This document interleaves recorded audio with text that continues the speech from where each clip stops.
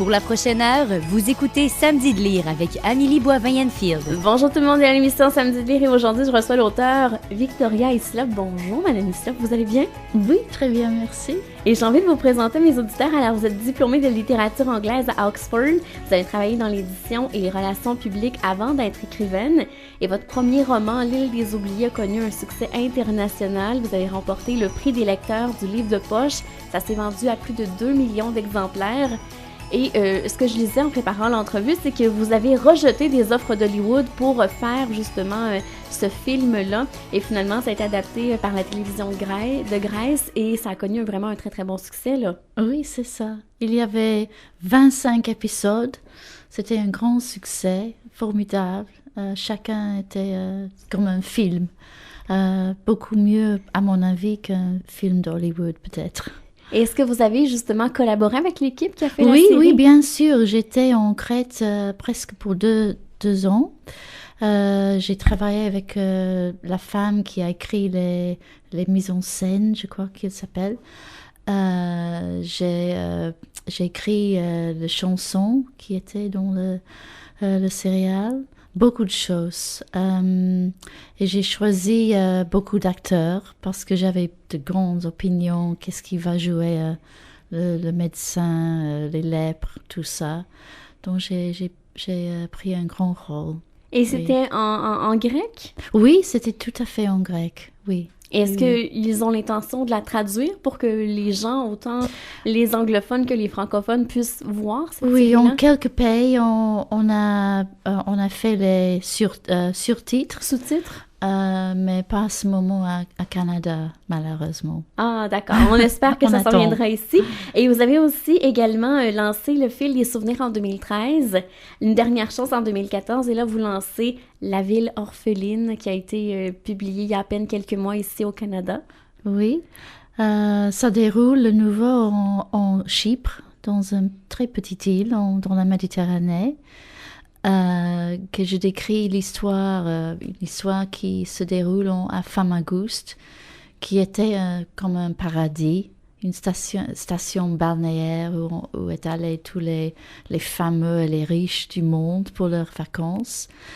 Et en 1974, la vie de la ville a changé entièrement. Et pour tous les 40 000 personnes qui habitaient à Famagouste, c'est le nom de la ville, ils ont dû fuir dans 1 heure sans rien à cause d'une invasion par les Turcs. Et maintenant, jusqu'à maintenant, 41 ans après, cette ville est toujours abandonnée, toujours vide. Il y a un fil barbelé qui entoure la ville entièrement et on ne peut pas aller dedans. Mon histoire se déroule en 1974 et ça pour quelques années, pas jusqu'à ce moment. Mais j'ai 2 familles qui ne peuvent pas quitter la ville, pas du tout. Ils restent au centre de la ville, dans un hôtel abandonné. Et il se cache des soldats qui sont toujours là, qu'il y a beaucoup de dangers, que l'histoire est comment il a survécu, comment ils aiment l'un et l'autre, et comment ils sont trahis, betrayed, par un qui est parmi eux. C'est peut-être un peu plus comme un thriller, comme un policier peut-être, comme mes autres romans. Et dans les 2 familles, il y a une famille chypriote grecque et l'autre, c'est une famille chypriote turque. C'est ça qui est intéressant aussi. Oui, c'est ça. Je ne voulais pas décrire cette situation seulement d'un côté, parce que je savais qu'il y avait des chypriotes turcs et chypriotes grecs qui étaient amis avant la guerre, et qu'il y a toujours les gens de deux côtés qui sont amis. Et pour moi, c'était pas une question s'il est chrétien, s'il est musulman. Il était leur opinion qu'est-ce qu'il y a dans leur âme, dans leur cœur, pas dans une religion. C'était pas du tout une question de religion en Chypre.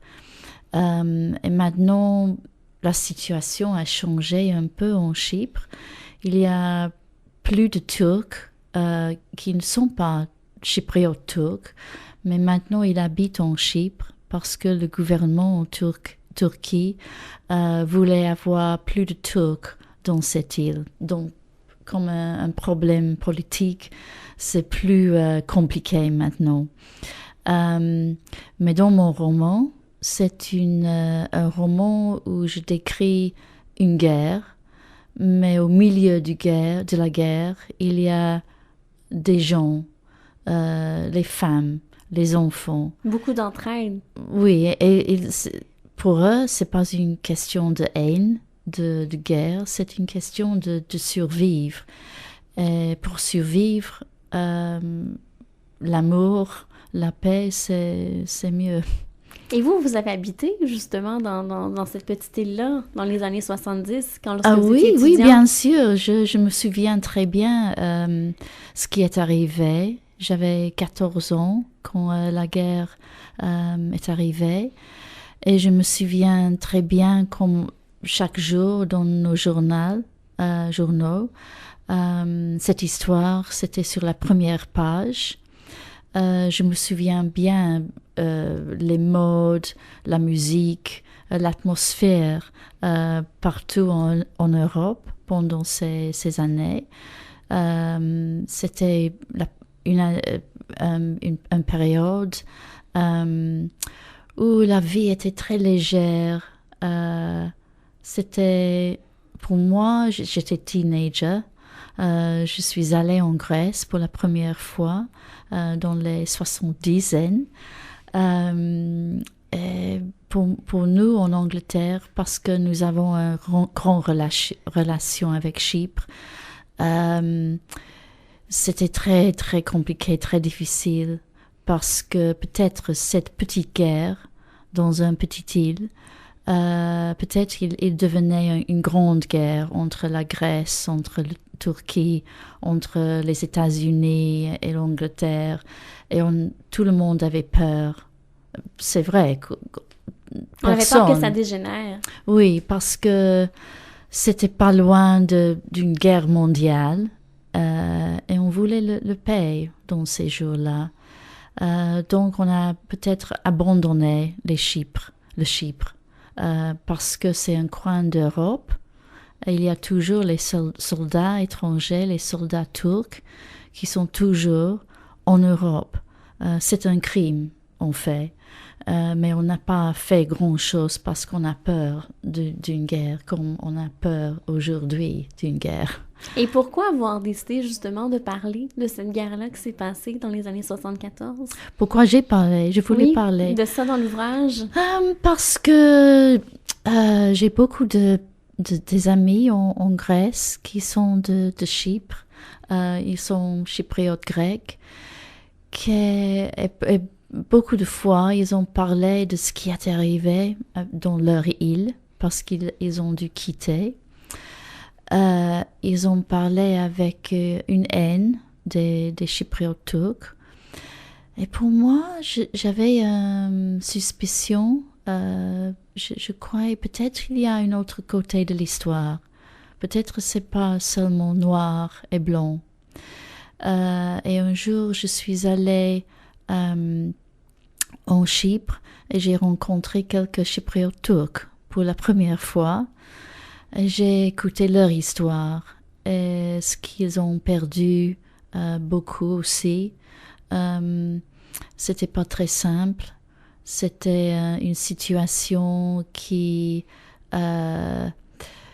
était décidée par les politiciens, pas par les gens dans la rue, les gens quotidiens, on peut dire. C'était une situation qui a décidé les soldats, les extrémistes. Il y avait des gens très extrêmes en Chypre. Il y a toujours les gens là qui ne veulent pas une solution, qui préfèrent la division. Mais quand j'ai rencontré quelques personnes qui étaient plus dans le centre, et la majorité sont dans le centre, et c'est les extrémistes qui sont dans les banlieues, on peut dire. C'était là que j'ai décidé d'écrire que c'était une possibilité, que c'était une réalité, que les Chypriotes turcs et les Chypriotes grecs étaient amis. Ce n'était pas de ma fantaisie, ce n'était pas de mon imagination. Pour moi, c'était le commencement de l'écriture. Et est-ce que justement ces rencontres-là vous ont inspiré pour les personnages qu'on retrouve dans le roman? Pardon, je comprends pas. Les rencontres que vous avez faites, des Oui. gens qui sont turcs, qui sont grecs, est-ce qu'ils vous ont inspiré les personnages qu'on retrouve dans La Ville orpheline? Oui, bien sûr, il y a des personnages dans ce roman, quelques personnages qui étaient inspirés par directement des personnages que j'ai rencontrés, des gens qui ont dû quitter cette ville, Famagusta, très très vite, sans rien. Ils vivent chaque jour avec cette mémoire. Ils n'oublient jamais. Ils sont quelque chose de très très psychologiquement. C'est ancré en eux. Oui, parce que habituellement, si on doit quitter, on doit fuir, un jour, on peut rentrer pour voir, pour chercher quelque chose, pour finir. C'est psychologique, on peut... Boucler la boucle. C'est pas fini pour eux, parce qu'il y a toujours le fil barbelé autour. Il ne peut pas rentrer, peut pas voir la mémoire. La mémoire, par exemple, c'est comme ils sont cloués, is that locked? Cloués dans un champ. Cloîtrés. Oui, cloîtrés. Et on ne peut pas tenir le passé, on ne peut pas finir le passé. Ça m'intéresse beaucoup. Et aussi quelques jeunes qui étaient nés après, dans les années 90 et après, peut-être si vous avez 20 ans, c'est pas votre histoire, mais on a vécu toute votre vie avec cette histoire, avec cette division. Ceux-ci ils ont différentes attitudes, différentes opinions. Et quelques jeunes chypriotes turcs j'ai rencontrés et ils veulent beaucoup voir une solution, d'être amis avec les Chypriotes grecs parce qu'ils ne sont pas si différents.